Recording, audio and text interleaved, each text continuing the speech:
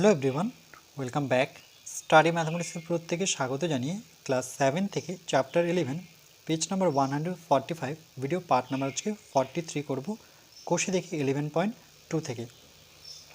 আজকে আমরা 12 দাগের অঙ্কটা করব। 0.000328 থেকে কোন ক্ষুদ্রতম দশমিক সংখ্যা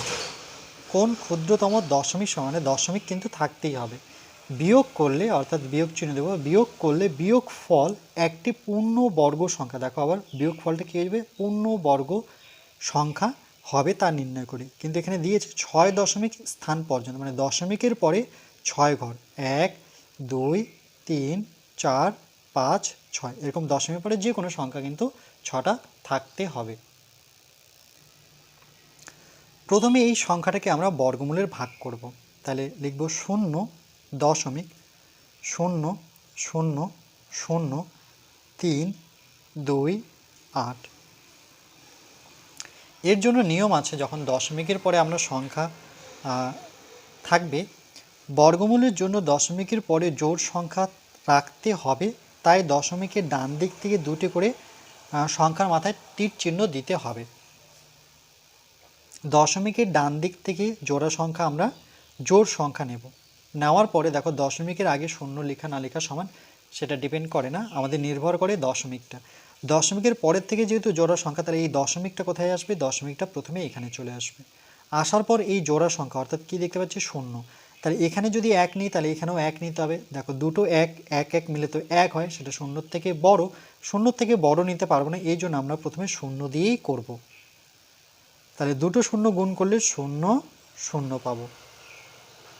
বিয়োগ করে নেব, 0 থেকে 0 বিয়োগ করলে 0 হয়, কিন্তু আমি 0 বসাবো না, আমরা পরের জোড়ায় চলে আসবো, অর্থাৎ 0 3। পরের জোড়ায় দেখতে পাচ্ছি 0 আর 3 আছে। এবার ঠিক একই রকমভাবে যেভাবে আমি বর্গমূলের ভাগ জানি যে 0 থাকলে 0 ডবল হয়, যেমন 0 থেকে 0 ডবল মানে 0 সাথে 0 যোগ করলে কী হবে, 0ই হবে। তাহলে এটা কিন্তু 0ই হবে। 0 আমি লিখতেও পারি, নাও লিখতে পারি। ধরে নাও 0 আমি লিখলাম সাপোজ এখানে, তো 0 লেখা না লেখা কিন্তু সমান, যেহেতু 0টা সামনে থাকবে।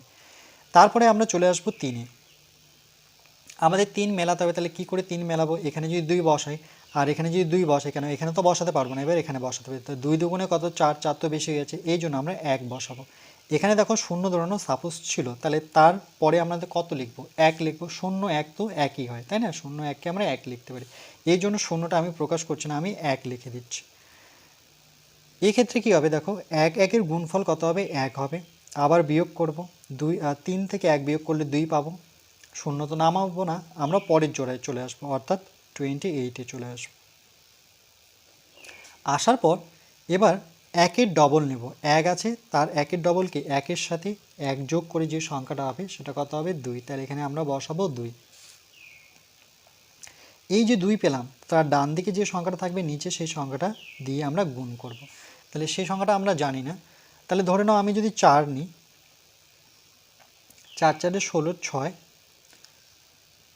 হাতের 1, 4 দুগুণে 8 আর 9, অনেক ছোট হয়ে গেল 96, আমাকে তো লাগবে 228। তাহলে অন্য কিছু ভাবতে হবে, এটা ভেবে কিন্তু হলো না। তাহলে 2 তো রাখতেই হবে। এবার একটুখানি আমি বড় সংখ্যা ভাবলাম, মানে 8 ভাবলাম। 8 8 64, 4 হাতে থাকলেও 6, 8 দুগুণে 16, 16 17 18 19 20 21 22।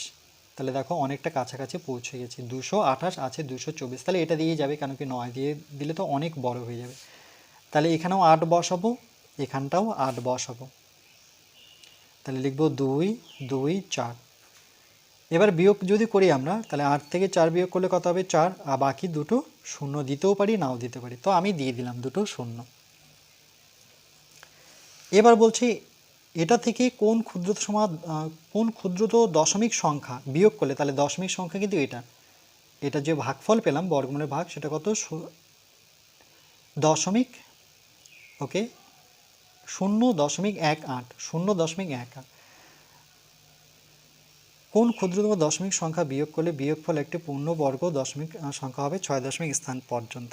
ওকে, তাহলে দেখো আমরা 6 দশমিক স্থান পর্যন্ত যেহেতু বের করবো, আর এটা যেহেতু ভাগ মিলছে না, দেখো এই ভাগটা কিন্তু মিলছে না, তাহলে আমরা এইভাবে লিখব 0.0000328। ভালো করে লক্ষ্য করো, 0.000328 থেকে কোন ক্ষুদ্রতর সংখ্যা বিয়োগ করতে হবে। তাহলে আমরা বিয়োগ করবো এই যে নিচে সংখ্যাটা পড়ে আছে, তো কিন্তু নিচে কিন্তু কটা সংখ্যা আছে 1 2 3, কিন্তু এখানে শর্ত কি দিয়েছে 6 দশমিক স্থান পর্যন্ত, তাহলে 6 দশমিক, তাহলে 6 দশমিক এটাকে কি করে আমরা 6 দশমিক লিখব। তাহলে তার আগে আমরা লিখব এত থেকে, এটাকে 6 দশমিক প্রকাশ করব। দেখো কিভাবে, আমরা ধরে নাও দশমিক নিলাম, দশমিকের পরে আমাদের লাগবে কটা ঘর, এখানে 1 2 3টা আছে, তার মানে আরও 3টার প্রয়োজন। তাহলে 1 2 3, 3টা শূন্য নিলাম, আর এখানে তো দুটো শূন্য একটা 4 আছে, দুটো শূন্য একটা 4, তাহলে দেখি দশমিকের পরে 6 ঘর হলো কিনা, 1 2 3 4 5 6, ওকে পেয়ে গেছি। আর দশমিকের আগে আমি শূন্য ইচ্ছে মতো লাগাতে পারি, তাহলে কি লিখবো 0.6 ঘরের প্রয়োজন, এখানে 3 ঘর আছে, আর বাকি 3টা ঘর আমরা কি বসিয়ে নেব 0, আর বাকি 0 0 4 বসাবো। তাহলে এত থেকে এত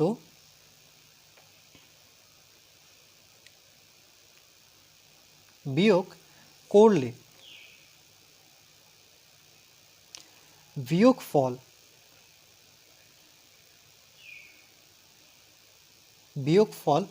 পূর্ণ বর্গ সংখ্যা হবে, এটাই কিন্তু আমাদের উত্তর। এবার এখানে কোশ্চেন আসবে যে এটা পূর্ণবর্গ হলো না কেন, যেমন ভাগ করার পরে, কেন কি এটা ভাগ কখনোই শেষই হবে না, 4 আসে, 4 আসার পরে কোনো সংখ্যাই নেই যে এখানে আমরা নামাবো, তাই না, তাহলে এটা পূর্ণবর্গ হচ্ছে না।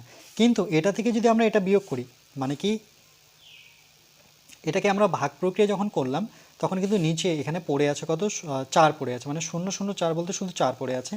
তো এই টোটালটা থেকে যদি আমরা এই যে 6 দশমিক স্থান পর্যন্ত মানটা যদি আমরা বিয়োগ করি নিই, তাহলে কি সংখ্যাটা পূর্ণবর্গ হচ্ছে কিনা এবার দেখে নিই আমরা যাচাই করার জন্য। তাহলে এখানে লিখব যাচাই করি।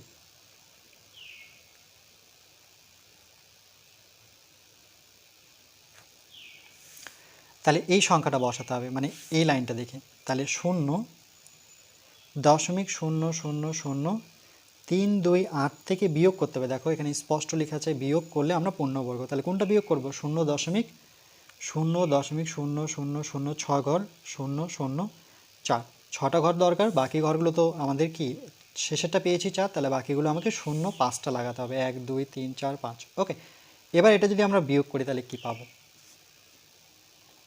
তাহলে এখানে তো বিয়োগ করতে পারবো না, এই জন্য আমাকে আলাদা জায়গা করতে হবে, এখানে নিলাম 0.000328 থেকে আমরা বিয়োগ করব এটা 1 2 3 4 5 6, 1 2 3 4 5 6, ওকে মিল আছে, তাহলে আমরা এখানে বসাবো 0.000004।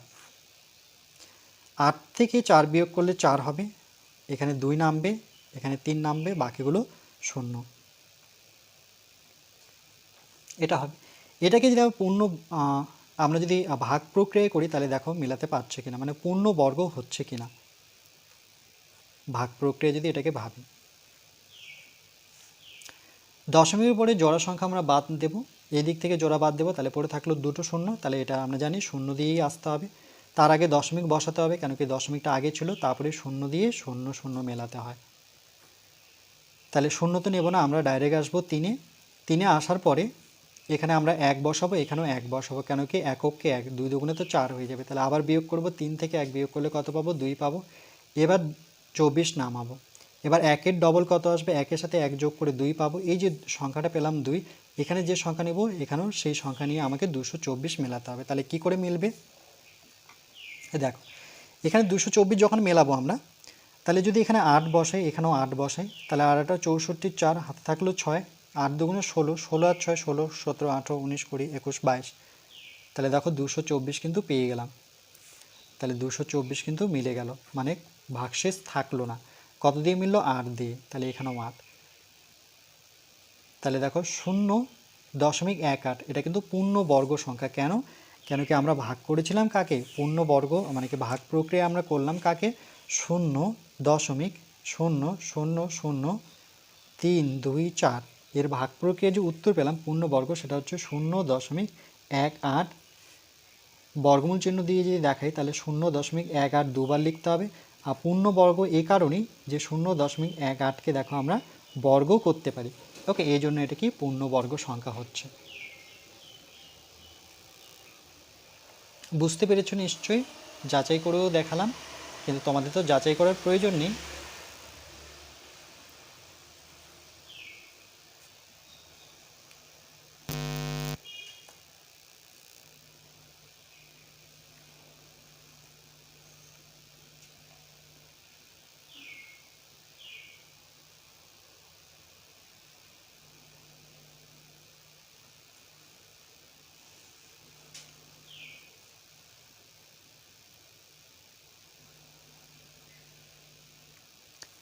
এরপর পরবর্তী পার্ট নাম্বার 44-এ আমরা ম্যাথ নং 13 করব।